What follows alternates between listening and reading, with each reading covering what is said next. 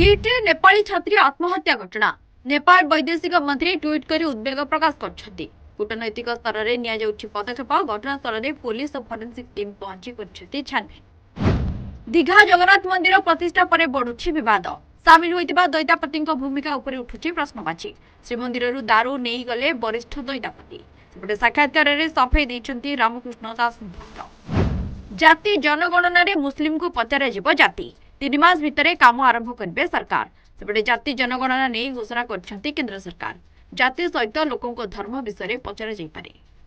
आज प्रकाश पाइब matric result अपराह्न 4 प्रकाश पाइब परीक्षा फल संध्या 6टा पर वेबसाइट रे उपलब्ध। छात्र छात्री माने बोर्ड रो ऑफिशियल वेबसाइट रे देखि पारिबे रिजल्ट।